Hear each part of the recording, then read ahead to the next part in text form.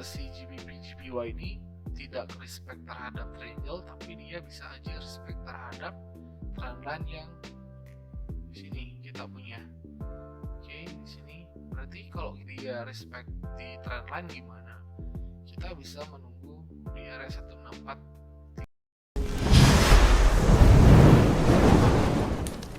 Friendline.co.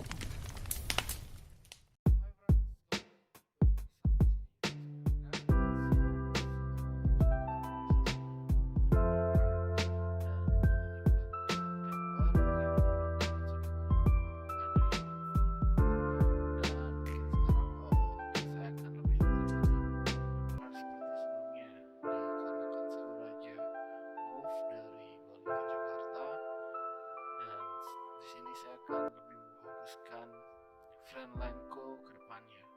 So, kita akan lebih aktif lagi di dalam grup dan juga di dalam sinyalnya. Nah, di sini kalau kita lihat dari beberapa market itu ada Bitcoin atau kripto, ada gold, itu dia mengalami penurunan yang cukup besar, yang dimana dalam penurunan ini kita sudah sempat bahas di dalam MMR sebelumnya. Oke, jadi kita langsung aja masuk ke dalam chart.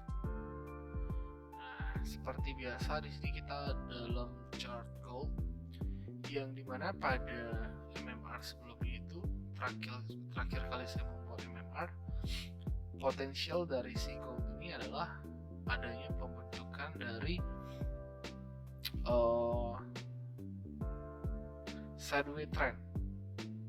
Nah, jadi di sini kita dalam time frame weekly, gold ini memiliki trend yang bullish dari time frame weekly. Nah, cuman di sini dalam area ini, gold ini berpotensi akan mengalami trend yang sideways.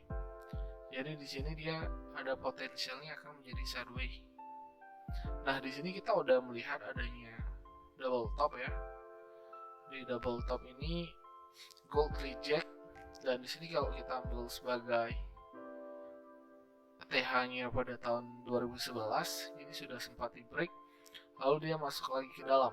Nah, kita bicara secara histori. Nah, yang dimana ketika dia masuk ke dalam, dia juga sempat ngetes lagi di area ini, di all time high di 2011. Lalu dia nggak kuat, jadi dia masuk lagi ke area ini. Kira di sini dia terlihat sideways pada monthly time frame. Nah, kalau berdasarkan time frame monthly yang kita lihat ini, si gold ini potensinya kan akan menjadi sideways. Yang dimana di bulan kemarin, di bulan Juli di sini gold ada rejection. Di sini dia closing candle-nya berupa shadow. Dan di sini di bulan Agustus dia kembali lagi ada tekanan bearish. Kalau teman-teman lihat di sini ada shadow dan ada juga body candle yang cukup menekan bearish. Nah, hal ini tidak dipungkiri juga dengan adanya resesi di Amerika yang membuat pengaruh terhadap market gold ini sendiri. Oke, kita akan langsung aja ke breakdown dari time frame monthly dan weekly time frame. Nah, kalau kita lihat berdasarkan monthly time frame, di sini kan masih ada area. Jadi di zone ini ada dua resisten. Kalau kita ambil di sini, nah di sini harga 1795 dan 1921, which is dari kedua area ini adalah area potensi terdekat yang akan dicari oleh si gold ini sendiri. Jadi dengan adanya dua area ini berarti ada potensi gold bakal ke area itu, entah dia akan melanjutkan penurunan atau dia kembali mencari resistance. Oke, ini adalah area yang kedua di 1921. Kita mark di sini potensial pertama 1795, potensial kedua dia mungkin akan ke 1921, dan potensial ketiga berarti dia akan masuk ke skenario Shadoway ini. Oke, nah ketika ini dia mengalami kenaikan di lower time frame, kita akan melihat bagaimana respon dari si market itu sendiri. Oke, of course di sini masih ada area demand yang mungkin akan dicari oleh si gold ini. Berarti kalau area demandnya di sini, potensialnya dia turun ini mungkin bakal ke 1554. Nah, kalau kita tarik ke kiri, ini juga menjadi area. Oke, di sini mungkin akan menjadi big demand, dan di sini ada support yang di break ini tahun 2019 waktu awal COVID mungkin ya. Oke. Nah, di sini kita sudah selesai di monthly time frame. Kita sudah melihat beberapa petunjuk bagi gold ini sendiri. Jadi skenario dari monthly time frame atau untuk jangka panjang itu dia bakal sesuai dengan apa yang tadi kita bahas. Jadi potensial pertama, gold ini paling tidak akan mencari area 1795. Lalu yang kedua, jika memang di sini dia ntar kita breakdown di lower time frame itu dia malah membuat correction untuk turun, maka potensialnya terdekat itu ada di area demand ini, which is ini masih di sekitaran 1600. Jadi kita langsung aja ke weekly time frame dan melihat bagaimana reaksi dari si market ini sendiri. Nah, kalau kita lihat di sini gold ini sudah sangat clear banget, dia membuat impulse correction. Di sini ada trend line. Oke. Di sini ada resistance. Jadi support become resistance, yang dimana di sini dia sudah mulai membuat perubahan.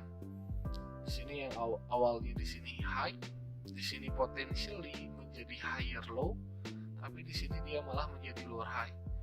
Dan dia buat lower low, di sini lower high, di sini lower low baru. Nah, di sini dia masih ketahan di area support yang cukup kuat ini.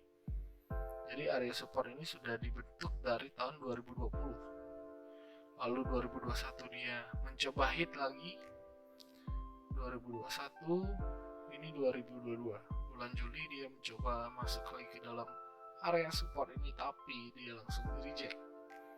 Oke, nah di sini dia sempat naik dan masih ketahan di sini di area resistannya. Dan sekarang dia masuk lagi ke dalam area support. Dan kebetulan closing candle ini juga masih balance antara seller dan buyer. Di sini kita bisa lihat ada shadow setengah dan body setengah di sini. Nah, yang harus kita lihat ke depannya ini adalah responnya ini di time frame yang lebih kecil. Kalau kita lihat di area yang kita tadi buat di monthly time frame, ini adalah resistan pada all time high sebelumnya. Jadi dia sudah sempat masuk ke sini, lalu dia turun lagi ke sini. Nah, di weekly time frame di sini dia belum cukup terlihat jelas kalau kita ini mau ngapain. Nah, kalau kita turunin ke daily time frame, di daily time frame di sini kita bisa melihat adanya beberapa potensial dari gold ini sendiri. Untuk sementara dari daily time frame, potensial terdekat bagi gold adalah 17.30. Jadi 17.27 sampai di 17.35. Ini adalah potensial paling dekat untuk si gold. Nah, di sini juga ada shadow yang pernah hit di sini, dan kemarin NFP rilis gold sempat menyentuh di 17.17. Sedangkan harga shadownya ini ada di 17.20. Oke. Jadi kalau kita lihat dari daily time frame, di sini memang tren lagi membuat struktur bearish, yang dimana area ini kita harus bisa jadi pertimbang. Jadi kita pertimbangan buat kita mencari position shortnya nanti, atau nanti kita bisa mencari plan untuk buy. Oke. Nah, kalau kita lihat dari history sebelumnya, yang dimana gold ini respect terhadap double bottom di sini, lalu dia bullish. Ini kenaikan sekitar 2380 pips. Oke. 2380 pips dalam jangka waktu 30 Maret sampai tanggal 2 Juni 2021, yang dimana kenaikan ini langsung dibalas oleh si gold. Jadi ketika dia masuk di area ini, dia masuk di area ini, dia langsung dibalas kembali lagi turun untuk ngetes dari area ini. Dan kemudian di tahun 2021 ini dia langsung membuat bullish trend sehingga dia bisa mendekati area all time high, meskipun all time high ini belum sempat di break. Jadi di sini mungkin teman-teman sadar ketika adanya kenaikan yang sangat signifikan ini adalah impact dari adanya rumor perang Ukraina dan Rusia. Oke. Dan sekarang market turun. Nah, di sini dia membuat lower high pertama, lalu di sini ada lower low, lower high. Jadi di sini sudah clear, ada impulse dan correction, dan pada akhirnya dia masuk lagi ke dalam area ini, yang dimana berkali-kali area ini masih di respect oleh si gold. Dan kalau teman-teman punya experience ya, di sini misalkan area 1679 ini bisa di break, 1676 ini bisa di break, maka potensial besar banget gold ini bakal melanjutkan penurunan sampai di angka 1600. Kenapa? Karena semakin banyak ada rejection atau penolakan di sebuah area, dan sekalinya area itu di break, maka turunnya itu akan cukup deras. Oke. Nah, mudah-mudahan si gold ini sesuai dengan plan yang kita buat pertama di MMR sebelumnya. Kita berharap bahwa si gold ini bakal menjadi tren yang sideways, sehingga nanti ada potensi dia masuk lagi ke dalam area 1900 atau di area 2000. Nah, di sini 1900-nya masih di zone yang tadi kita buat, dan mungkin kalau misalkan ini menjadi sideways beneran, dia bakal mencari area 2000 atau di area resistannya ini. Oke. Nah, lalu kita coba breakdown ke 4 hours. Nah, apa yang terjadi di 4 hours? Jadi kalau kita lihat efek dari NFP-nya itu sendiri ngebuat gold ini bullish. Oke. Ngebuat gold ini bullish, dan apa yang bisa kita harapkan pada area 4 hours ini? Nah, yang pertama, kalau kita bisa lihat selama tren masih di dalam lower high dan lower low, maka tren itu masih fix menjadi bearish trend. Nah, kita bisa counter the trend ketika ini high berubah menjadi higher low atau dia memiliki higher low baru. Jadi kapan kita bisa menilai kalau itu akan menjadi higher low baru? Ketika nanti dia turun ini secara korektif, atau ntar dia memiliki correction yang pelan-pelan turun, baru di sini ada potensialnya ini adalah higher low. Jadi ini untuk agresifnya ini bisa menjadi higher low, dan nextnya potentially dia bakal melanjutkan kenaikan gitu. Jadi tugas kita di hari Senin besok adalah kita akan menunggu adanya sebuah koreksi atau sebuah correction yang membuat dia ini bakal continuation. Jadi di sini kita bisa menunggu pattern, continuation pattern, atau kita bisa menggunakan juga Fibonacci retracement sebagai acuan. Jadi ntar kita bisa menunggu di area 382, 618, atau bahkan di area 0.88 ini untuk menjadi confirm kita bahwa ini bakal melanjutkan kenaikan. Oke. Nah, jadi kalau misalkan di 4 hours ini seperti ini bentukannya, lalu kalau kita turunin ke 1 hours, di 1 hours ini sendiri dia malah membuat penurunan bukan correction, bukan penurunan yang pelan-pelan, melainkan dia malah impulsif turun lalu dia ada correction. Nah, correctionnya ini nanti bisa membuat gold ini melanjutkan penurunan. Jadi hari Senin besok better teman-teman memantau dulu kemana arah goldnya ini, apakah dia sesuai dengan plan, dia turun dulu secara pelan-pelan, maka di sini kita di area-area ini kita bisa memantau area-area ini menjadi titik entry kita. Nah, kalau kita lihat di sini ada sebuah base. Di sini ada base kecil yang dimana base ini bisa menjadi titik tujuan juga buat si gold. Jadi kalau misalkan dia turunnya secara korektif seperti ini, kita bisa menunggu di area ini untuk taking buy atau long position. Jadi kita bisa menunggu di area tersebut. So, misalkan gold ini bisa berhasil breakout valid, berarti dia ada dua potensi. Yang pertama, di sini dia bisa false break, atau yang kedua di sini dia bisa valid breakout. Jadi untuk update-nya nanti kita bakal share lagi di grup. Oke? Buat teman-teman yang nonton ini belum join di Telegram atau di Discord, teman-teman bisa join, link ada di bio Instagramnya Friendlandku.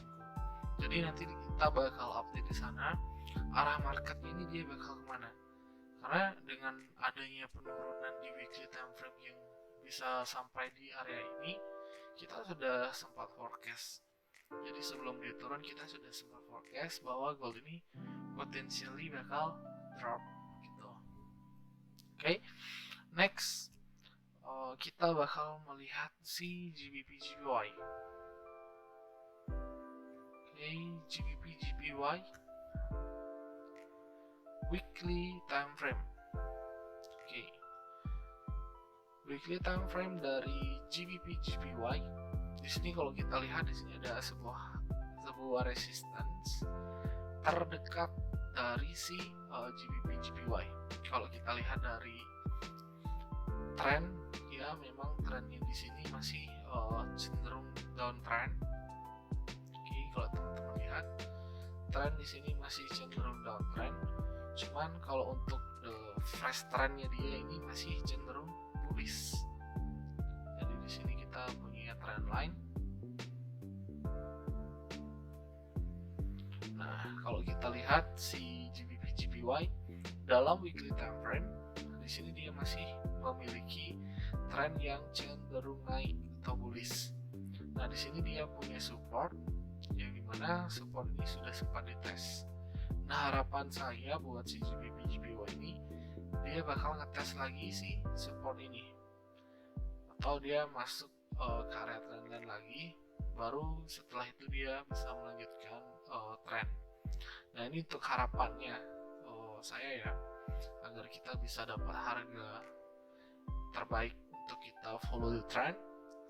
Jadi kalau untuk kita scalping sih seharusnya tren yang terlalu jauh ini tidak terlalu penting ya, karena kita bakal memanfaatkan tren di time frame yang lebih kecil lagi. Cuman untuk bigger view-nya si GBP GPY ini masih dalam tren bullish dan ada potensial dia bullish itu sampai di 175. Dan juga kalau misalkan area trendline ini di break dan strukturnya berubah menjadi bearish, maka di sini dia bisa reverse lagi. Oke, di sini ada supportnya juga.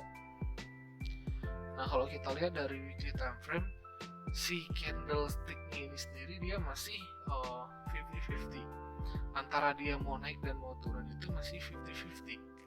Jadi kalau teman-teman lihat shadow-nya ini banyak banget di bawah, di atas pun juga sama. Ada shadow rejection di sana.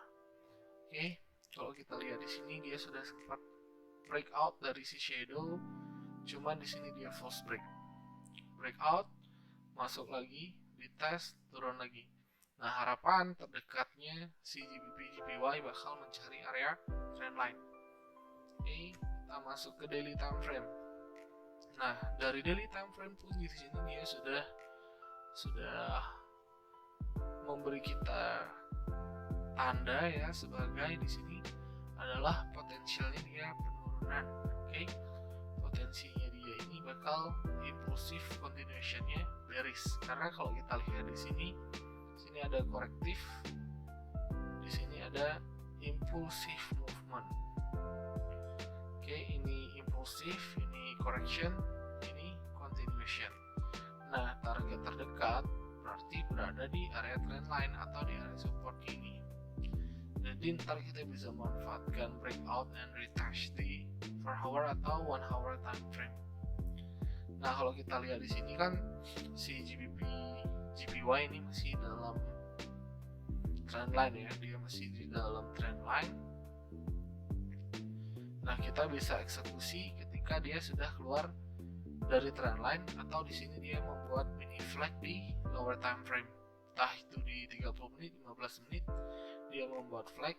Nanti kita bisa agresif di sini, atau kita bisa menunggu konservatif ketika dia breakout mini flag dan bigger flag ini.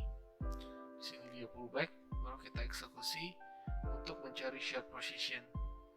Jadi ini area target terdekat dari si GBP/JPY. Oke. Lalu kalau untuk skenario bullish, oke, di sini kita punya correction yang lebih ke terbentuk triangle. Jadi kalau triangle-nya ini di break, misalkan dia nge-breaknya ke atas, berarti ini belum tentu dia bakal bullish gitu. Jadi di sini kalau kita lihat ada trend line yang mungkin si GBP/JPY ini tidak respect terhadap triangle, tapi dia bisa aja respect terhadap trendline yang di sini kita punya. Oke, di sini berarti kalau dia respect di trendline gimana? Kita bisa menunggu di area 164.366 ini. Jadi kita bisa pasang alarm GBP/JPY at trendline 4 hours. Jadi nanti ketika dia bullish menyentuh di area trendline ini, ada potensial dia malah turun. Jadi di sini dia bisa potensinya turun karena di sini dia lebih cenderung ke bearish. Oke, di sini kalau teman-teman lihat breakout strukturnya di sini, atau biasa orang sebut itu bosnya di sini. Di sini kita bisa melihat ada impulse dan correction, dan mudah-mudahan si GPY sesuai dengan plan yang sudah kita buat ini. Oke. Nah, mungkin itu aja dari MMR kali ini, karena the next plan is kita bakal fokus di gold dan di GBP/JPY untuk kedepannya. Jadi kita bakal memantau si gold dan GBP/JPY. Mungkin kalau teman-teman di grup atau di sosial media ada request apa yang mau dibahas, teman-teman bisa komen atau bisa langsung chat di official adminnya Trendline, entah itu di Instagram atau di TikTok. Nanti kita bakal buatin video di sana sebagai breakdown seperti ini, kita masukin ke dalam MMR. Jadi kalau teman-teman ada request bear, teman-teman langsung aja bilang, kita pasti buatin. Oke. Mungkin ini aja video dari saya buat kali ini. Untuk minggu pertama kita bakal aktif lagi, dan jangan lupa subscribe YouTube channel di Frontline Co, dan TikToknya jangan lupa di follow. Oke, thank you buat teman-teman.